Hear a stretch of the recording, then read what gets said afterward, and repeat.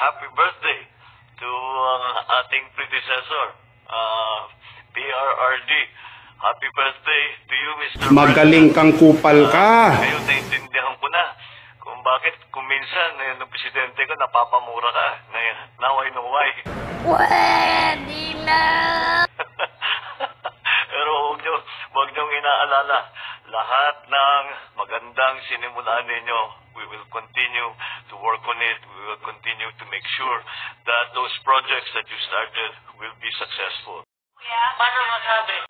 And I'm glad that I am able to continue the good work that you started. Pinaragtas niya ako para masigurado niyo. So, I don't know kung makapag-relax ka because after a lifetime of work, I don't know if you still know how to take it easy.